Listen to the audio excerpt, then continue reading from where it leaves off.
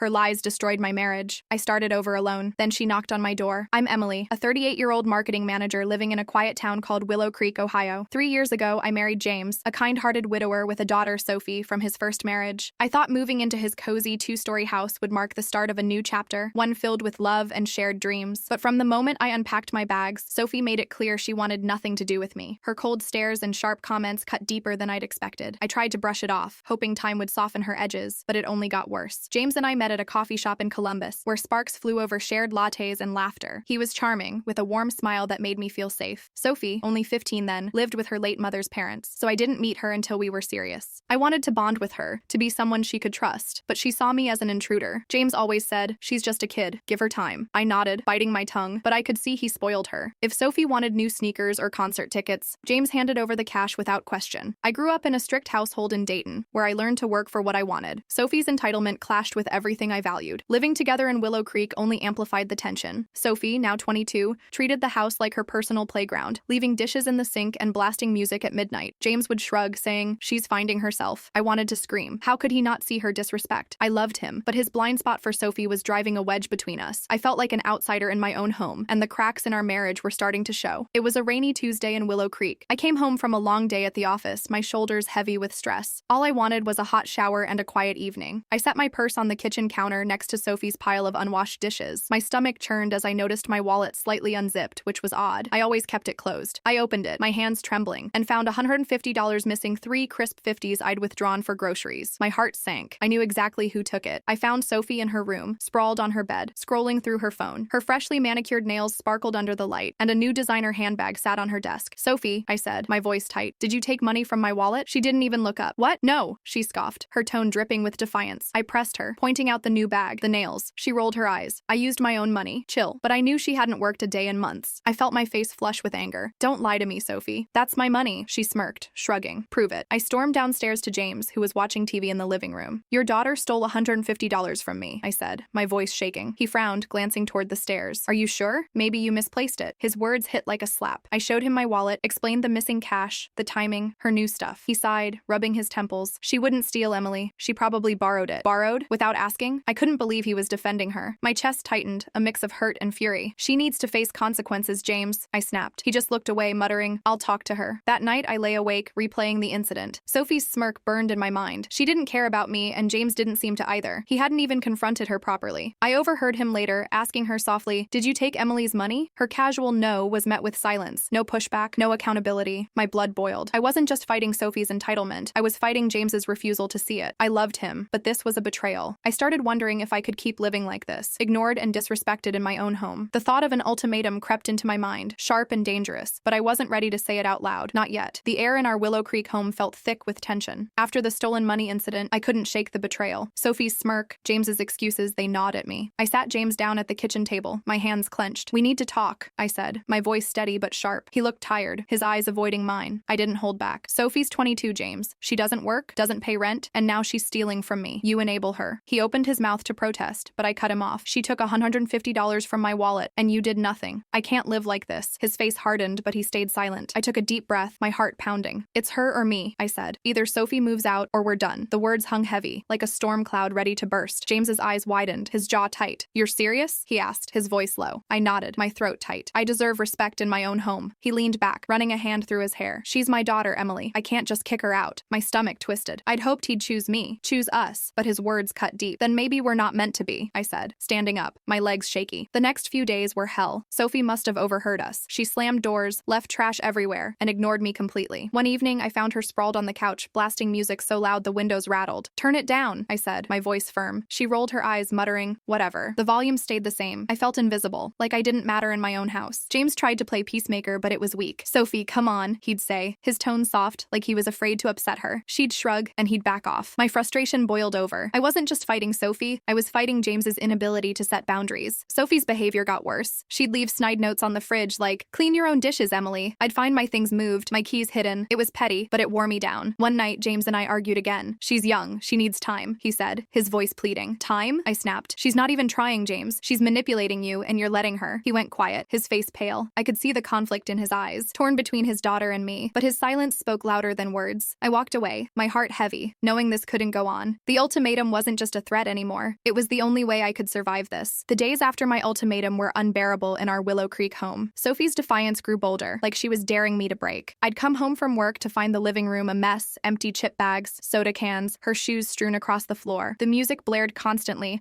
a pulsing headache I couldn't escape. One evening, exhausted from a 12-hour shift, I walked in to find Sophie sprawled on the couch, her phone glowing in her hand. The speakers screamed pop music, rattling my nerves. "Sophie, please turn it down," I said, my voice tight but calm. She didn't even glance up, just smirked. "Didn't hear you," she said, her tone mocking. My hands clenched. I asked again, sharper. She sighed dramatically, grabbed the remote, and lowered the volume by a fraction. It was still deafening. I stormed to the kitchen, hoping to cool off, but the sight stopped me cold. Dirty dishes overflowed the sink, crumbs coated the counter, and a half-eaten pizza sat open, grease staining the table. I'd asked Sophie that morning to clean up before I got home. My patience snapped. "Sophie," I called. She sauntered in, rolling her eyes. "What now?" she said, crossing her arms. "Why is this place a pigsty?" I demanded. "I was gonna do it later," she said, her voice dripping with attitude. "You always say that," I shot back. "I asked you this morning. This is my home too." She laughed, a sharp, cruel sound. "You're so uptight, Emily. Maybe if you relaxed, Dad wouldn't be so miserable." Her words hit like a punch. My face burned. "This isn't about dishes," I said, my voice shaking. "It's about respect. You don't care about anyone but yourself." Sophie stepped closer, her eyes glinting. "You think you're perfect, don't you? Always controlling everything. No wonder Dad doesn't love you." My breath caught. "What did you say?" I whispered. She smirked wider. "If he loved you, he'd have picked you over me when you threw your little ultimatum. But he didn't. You're nothing to him." My heart pounded, a mix of rage and pain. I wanted to scream, but I turned away, my hands trembling. That night, I waited for James. When he walked in, I handed him divorce papers, my hands steady despite the storm inside. His eyes widened, tears forming. "Emily, please," he said, his voice breaking. "We can fix this." I shook my head. "I've given you and Sophie chance after chance. She disrespects me, and you let her. Today was my limit." He begged, his voice hoarse, but I stood firm. "Choose me, James, or lose me." His silence was deafening. I walked upstairs, my heart crumbling, knowing this was the end. The week after I handed James the divorce papers was a blur of silence and tension. Our Willow Creek home felt like a battlefield, with Sophie's defiance hanging heavy in the air. James was torn, his face etched with worry. I could see him struggling, caught between his love for me and his duty to his daughter. Finally, he sat Sophie down. His voice was low, strained. "You need to move out," he said. "This isn't working." My heart lifted for a moment, a flicker of hope, but Sophie's eyes flashed with anger. "You're choosing her over me?" she screamed, her voice piercing. "I have nowhere to go." James looked broken, but he held firm. "You're 22, Sophie. You need to figure it out." She didn't budge. Instead, she doubled down. Days later, whispers reached me from a coworker at the marketing firm. Sophie had been spreading lies, claiming James was cheating with a colleague named Rachel. The rumor spread like wildfire through Willow Creek's tight-knit community. At the grocery store, I caught neighbors glancing at me, their eyes full of pity or judgment. My stomach churned. I confronted James that night, my voice shaking. "Is it true?" I asked, my heart in my throat. He looked stunned, hurt. "Emily, no," he said, showing me his phone. His texts with Rachel were all work-related, nothing more. "Sophie's lying to hurt us," he said, his voice heavy with regret. I believed him, but the damage was done. Trust felt fragile, like glass ready to shatter. Sophie's lies didn't stop. She told friends James was a deadbeat dad, painting herself as the victim. His coworkers started avoiding him, and his boss called him in for a talk. I saw the toll it took. His shoulders slumped, his eyes tired. I wanted to feel sorry for him, but my own pain was too raw. Sophie's manipulation was tearing us apart, and James's hesitation had let it fester. I gave him one last chance. "Get her out, or I'm gone," I said, my voice cold. He nodded, promising to act, but Sophie's threats echoed in my mind. Before storming out, she'd hissed, "You'll both regret this." Her words sent a chill down my spine. I knew this wasn't over. Sophie's lies spread like poison through Willow Creek. One morning, I walked to the mailbox, waving at Mrs. Carter, my sweet elderly neighbor. She always smiled back, but today she froze, shook her head, and hurried inside. My stomach twisted. This wasn't like her. The next day, it happened again. I couldn't ignore it anymore. I knocked on her door, my heart racing. When she opened it, her eyes were cold. "What's wrong?" I asked, my voice shaky. She hesitated, then whispered, "I know what you did, Emily." My mind reeled. "What are you talking about?" She looked away, ashamed. "Sophie told everyone you've been stealing mail money orders from the neighborhood." I felt the ground drop. Sophie had gone too far, painting me as a thief to ruin me. My blood boiled, but I kept my voice calm. "It's not true," I said. "She's lying to hurt me because James asked her to move out." Mrs. Carter's face softened, but doubt lingered. I walked away, my chest tight with anger and humiliation. The rumors had spread. Neighbors avoided me, their whispers cutting like knives. At work, a colleague asked if I was okay, her tone implying she'd heard the gossip. I felt trapped, my reputation shredded. That night, I sat James down. "This is the final straw," I said, my voice cold. "Sophie's destroying us, and you let her back in." He looked defeated, his eyes red. "I thought she'd change," he mumbled. I shook my head, tears burning. "I can't do this anymore." I packed a bag and drove to Cincinnati, renting a small apartment. The divorce papers were already signed. Now, I was done. As I unpacked in my new place, relief washed over me, mixed with a deep ache. I loved James, but Sophie's chaos had broken us. Leaving was my only path to peace. My new apartment in Cincinnati was small, but it was mine. The first night, I sat on the balcony, a cup of tea in hand, watching the city lights flicker. The quiet felt foreign after years of chaos in Willow Creek. I'd left James, left Sophie, left the life I thought I'd build. My heart ached, but the weight of their drama was gone. I was free, yet the silence reminded me of everything I'd lost. At work, I threw myself into projects, keeping my pain private. My colleagues noticed I was quieter, but I didn't share. I needed to rebuild, not dwell. Days turned into weeks. I found comfort in routine morning jogs along the Ohio River, evenings reading on my couch. Slowly, the hurt started to fade. I made new friends at a local book club, their laughter filling a void I hadn't realized was there. But nights were tough. Lying in bed, I'd replay Sophie's lies, James's excuses. The betrayal stung, a sharp reminder of why I left. I loved James, but his refusal to stand up to Sophie had shattered us. I couldn't go back. One evening, James called. His voice was heavy, tired. "Can we meet?" he asked. I agreed, curious but guarded. We met at a small cafe in Cincinnati, his face lined with regret. "I see it now," he said, his eyes downcast. "I should have listened to you about Sophie." He admitted she was still manipulating him, draining his energy. I felt a pang of pity, but my resolve held firm. "It's too late, James," I said softly. "I needed you then, not now." He nodded, tears in his eyes, and we parted ways. Walking home, I felt lighter. I'd chosen myself, my peace, over a life of endless conflict. 3 years later, I was settled in Cincinnati, my life steady with new friends and a promotion at work. One evening, a knock startled me. Through the peephole, I saw Sophie, her hair messy, her eyes sunken. My heart raced, part anger, part curiosity. I opened the door, and she stood there, hesitant. "Emily, I need help," she said, her voice small. I froze. After everything, her lies, her manipulation, she was here, asking for me. "Why should I help you?" I asked, my tone sharp. She looked down, ashamed. "I'm in trouble. I owe money. Bad people. Dad won't help." She explained she'd fallen in with a rough crowd, racking up $2,000 in debt. James had refused to bail her out, telling her to face her mistakes. I saw a flicker of the scared 15-year-old I'd met years ago, caught in a mess she didn't know how to fix. My instinct was to slam the door, but something stopped me. Maybe it was pity, or maybe I saw a chance for closure. "I'll help," I said, my voice firm, but on my terms. No more games. Her eyes widened, and she nodded. I set rules. She had to get a job, pay her own way, and stop relying on others. I connected her with a friend who needed a barista at a local cafe. I fronted the money to clear her debt, but made it clear this was her last chance. To my surprise, Sophie followed through. She started working, moved into a cheap apartment, and even enrolled in community college. Months later, she thanked me, her voice genuine. "I was awful to you," she admitted. "I'm trying to be better." I didn't forgive her fully, but I saw change. James and I stayed cordial, but our time was over. I'd built a life I loved, free from their chaos, stronger than ever.